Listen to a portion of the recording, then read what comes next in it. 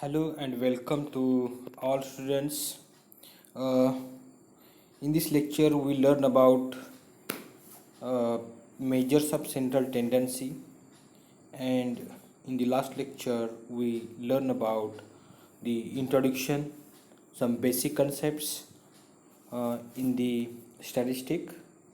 So, basic concepts which we have studied are population, then we studied variate, discrete variable, and then data in statistics, raw data.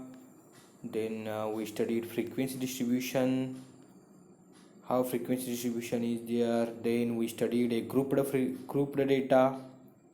Okay, and for grouped data, how to write frequency distribution, what is class interval, what is class mark, and what is lower limit of a class interval, upper limit of a class interval. Okay, after that we studied a cumulative frequency table, and then cumulative frequency table less than type and cumulative frequency table greater than type. Okay, so all these things we have studied in the last lecture. Now today we are going to see about the arithmetic mean. So this is commonly most commonly used average, which you have also studied in school. It is also known as the mean. Okay, arithmetic mean, AM. So for arithmetic mean we will use a short notation A dot M dot. This arithmetic mean is defined for different data as follows. So first data type is a raw data. So for a raw data, how to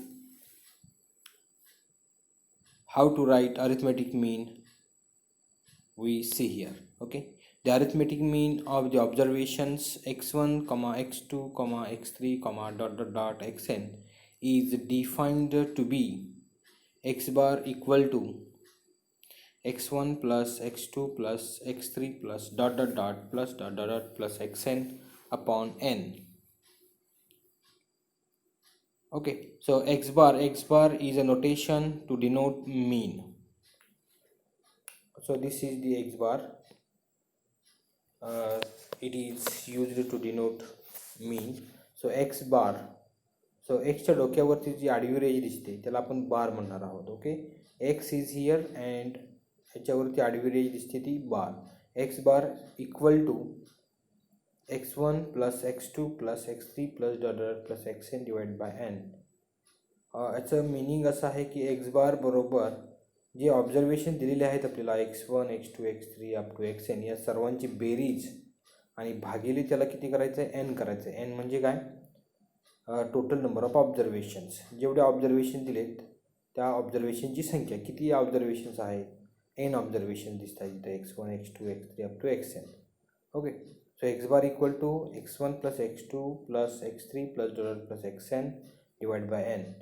और okay, so this is the very simple formula to find x bar. x bar means mean.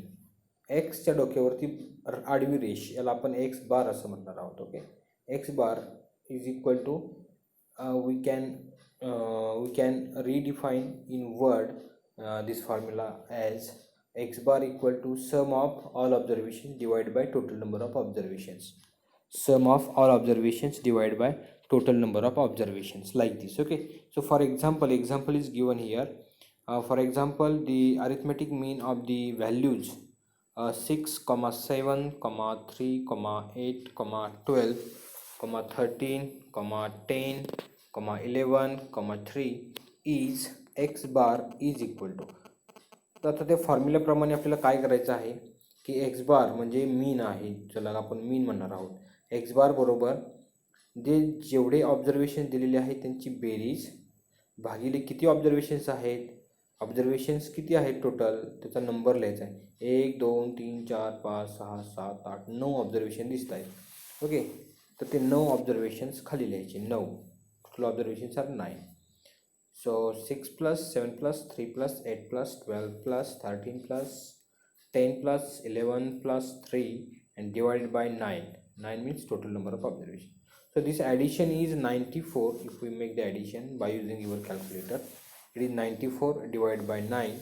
And if we find the division, 94 divided by 9, 94 भागिले 9, 94 भागिले 9, हा भागाकार करा कॅल्क्युलेटरवरती, किती येतो बघा 10.44. So x बारची व्हॅल्यू किती आली, एक्स बार बरोबर 10.44.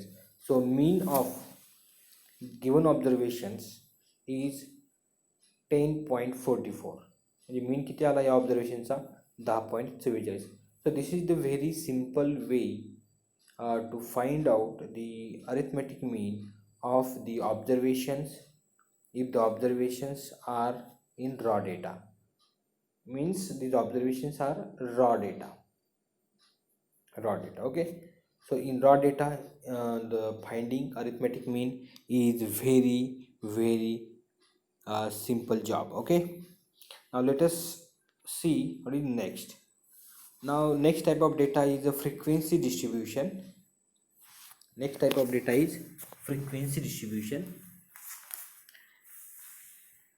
If a variable takes values x1, x2, x3, xn with respective frequencies f1, f2, f3, fn, then the arithmetic mean is defined by x bar equal to f1 x1 plus f2 x2 plus f3 x3 plus plus fn xn divided by f1 plus f2 plus f3 plus plus fn. So see here, so x bar means mean. x डोक्यावरती जो आडवी रेष दिसते x bar, it is called as x bar, equal to f1 plus f1 x1 plus f2 x2 plus f3 x3 plus plus fn xn divided by f1 plus f2 plus f3 plus plus fn. So हा जो formula आहे याच्यामध्ये x बार बरोबर हा जो numerator दिसतोय अंशात काय लिहिलं आहे बघा, f1 प्लस x1 म्हणजे fi xi यांचा गुणाकार करून त्यांची बेरीज केलेली आहे, बरोबर आहे. fi आणि xi यांचा गुणाकार आणि सगळ्यांची बेरीज भागिले हे जे fi दिसतात frequencies f1 f2 f3 fn भागिले काय केलेलं आहे, त्यांची बेरीज आहे, fi ची बेरीज फ्रिक्वेन्सीची बेरीज, बरोबर. सो इक्वल टू, आता हे जे नोटेशन दिसते समेशन नोटेशन दिसते बघा. So this notation is used for summation notation. Okay. So summation fi xi I is equal to 1 to summation fi xi or I equal to 1 to n divided by summation fi I equal to 1 to n. Summation म्हणजे addition, जी की बेरीज दाखवते. Summation हे जे notation दिसते तुम्हाला ती बेरजेसाठी notation आहे. fi xi ची बेरीज, खाली अंशामध्ये fi xi ची बेरीज आहे आणि छेदामध्ये कशाची बेरीज आहे, fi ची बेरीज आहे. fi आय सफिक्स जो आहे तो I runs from 1 to n, summation साईनवरती लिहिलेले दिसतं, I runs from I equal to 1 to I equal to n, I equal to 1 to I equal to n. Okay. Equal to परत ही जी third step दिसते, या थर्ड स्टेपमध्ये summation fi xi equal to 1 to n divide by capital N लिहिलेलं आहे. Capital N आपण कशासाठी वापरणार आहोत, तर समेशन ऑफ fi साठी. ओके. कॅपिटल एन म्हणजे summation of fi. Summation of fi याचं मिनिंग काय आहे, तर total number of observations. Okay. सर्व फ्रिक्वेन्सीची बेरीज केली की आपल्याला काय मिळतात, total number of observations. So finally X bar equal to summation fi xi I runs from 1 to n divided by capital N. That is the formula to find mean in the frequency distribution. Okay. Now see on the next slide we see that one example is given. Okay. Find the arithmetic mean for the following frequency distribution. Find the arithmetic mean for the following frequency distribution. आता याच्यामध्ये बघा, values of x are given. What are the values of x? First value is 3, next value is 5, next value is 10, next value is 12, and last is 16. These are the values of x. Values of f are also given. F means frequencies. So frequencies are given 10, 15, 32, 18, 5. Okay, and what we have to find the arithmetic mean for the following frequency distribution. So this is given to you a frequency distribution. The frequency distribution आहे म्हणजे काय, तर observation जे आहेत x म्हणतो आपण त्यांना, बरोबर आहे, आणि त्यांची करस्पॉन्डिंग फ्रिक्वेन्सीज ॲप दिलेली आहे, बरोबर. मग आता हे ऑब्झर्वेशन्स किती आहेत, तर बघा 3 ची फ्रिक्वेन्सी 10 आहे, बरोबर आहे. याचा अर्थ 3 हा 10 वेळा रिपीट झालेला आहे, येते लक्षात तुम्हाला. 5 ची फ्रिक्वेन्सी किती आहे, 15 आहे. याचा अर्थ 5 हा किती वेळा रिपीट झालेला आहे, 15 वेळा रिपीट झालेला आहे त्या डेटामध्ये, जो काय डेटा आहे त्याच्यामध्ये. 10 ची फ्रिक्वेन्सी किती आहे, 32 आहे. याचा अर्थ काय, 10 हा नंबर जो आहे तो किती वेळा रिपीट झाला आहे त्या डेटामध्ये, 32 वेळा रिपीट झाला आहे. आणि 12 हा जो नंबर आहे तो 18 वेळा रिपीट झालेला आहे. आणि 16 नंबर आहे तो 5 वेळा रिपीट झालेला आहे. तर असं त्याचं मिनिंग आहे या डेट्याचं. आता टोटल नंबर ऑफ ऑब्झर्वेशन जर काढायची म्हटली, किती ऑब्झर्वेशन्स आहेत, मग आपण असं म्हणणार नाही फक्त 3, 5, 10, 12, 16 म्हणजे 1, 2, 3, 4, 5, 1, 2, 3, 4, 5च ऑब्झर्वेशन्स आहेत असं नाही. ते 5 ऑब्झर्वेशन्स नाहीत. 3 हा 10 वेळा रिपीट झाला म्हणजे 3 हा 10 वेळा काउंट केला पाहिजे. 5 हा 15 वेळा रिपीट झाला म्हणजे 5 हा 15 वेळा काउंट केला पाहिजे. तर ही जी फ्रिक्वेन्सीज आहेत यांची बेरीज केल्यानंतर आपल्याला टोटल नंबर ऑफ ऑब्झर्वेशन्स मिळणार आहेत. ओके, तर आपण बघू आता फॉर्म्युला, काय फॉर्म्युला आहे तो ॲन्सरमध्ये. answer we know that the formula to find arithmetic mean in frequency distribution is x bar equal to summation fi xi I range from 1 to n divided by capital N. तर हा formula तर आपल्याला माहिती झाला. आता फॉर्म्युलामध्ये जे काय आपल्याला गोष्टी लागतात त्या गोष्टी आपण सेपरेट कॅल्क्युलेट करून घेणार आहोत. ओके, बघू आता पुढच्या स्लाईडमध्ये काय काय कॅल्क्युलेट करावं लागणार आहे बघा आपल्याला. जे अंशामध्ये दिसते बघा summation F I X I, हा जो पार्ट आहे तो कॅल्क्युलेट करायचा आपल्याला. म्हणजे आपल्याला एक्स आय आहेत, एफ आय आहेत, फक्त F I into X I हा जो प्रोडक्ट आहे तो नाही आणि त्यांची बेरीज नाही आपल्याकडे, बरोबर आहे. आणि खाली तर छेदामध्ये एन दिसतोय. एन म्हणजे काय, summation of F I. Summation of F I म्हणजे फ्रिक्वेन्सीची बेरीज म्हणजे एन, म्हणजे टोटल नंबर ऑफ ऑब्झर्वेशन्स असतात, जे की फ्रिक्वेन्सीची बेरीज असते ती, बरोबर आहे.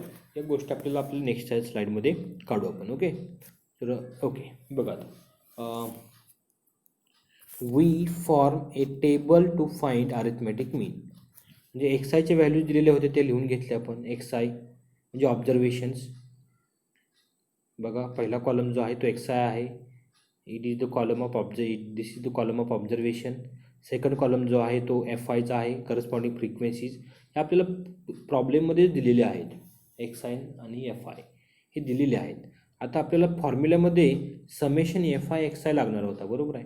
तो एफ आय एक्स आयचा कॉलम एक तयार करायचा आणि तो एफ आय एक्स आय म्हणजे फ्रिक्वेन्सी आणि ऑब्झर्वेशन यांचा प्रोडक्ट आहे तो. म्हणजे बघा इथं पहिला रोमध्ये हा जो शेवटचा कॉलम आहे त्याच्यामध्ये बघा 3 आणि 10चा गुणाकार 30 लिहिलेला आहे.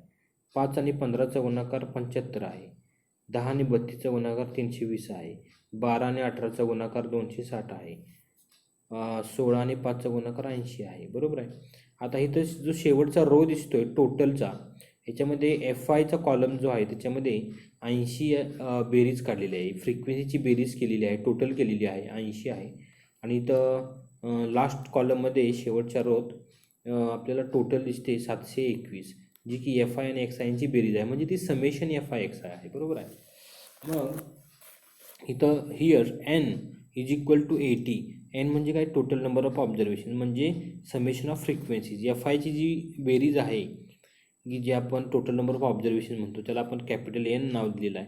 N equal to 80 and summation F I X I जी की आपल्याला फॉर्म्युल्यामध्ये लागणार आहे ते शेवटच्या कॉलममधून शेवटी जी बेरीज आली 721 ती लिहिणार आहोत आपण, बरोबर आहे. तर अशा पद्धतीनं हा तुमचा summation F I X I काढला आणि कॅपिटल एन पण काढला. ओके, नाव आता फॉर्म्युला वापरू आपण. now arithmetic mean is x bar equal to summation fi xi I equal to 1 to n total divided by n. हा जो फॉर्म्युला आहे याच्यामध्ये आता किमती भरू. एक्स बार इक्वल टू, आता ही समेशन एफ आय एक्स आहे किती आला 721 भागिले एन किती आहे 80, बरोबर आहे. मग एक्स बार किती झाला 721 भागिले 80 करा कॅल्क्युलेटरवरती तुमच्या किती येते बघा 9.0125. ओके, तर अशा पद्धतीनं आपल्याला मीन काढता येतो फ्रिक्वेन्सी डिस्ट्रीब्युशनमध्ये. ओके, तर आज आपण काय शिकलो आहोत तर how to find, first we have studied how to find arithmetic mean in case of raw data, and secondly we studied how to find arithmetic mean in case of frequency distribution. Okay, so let us stop here.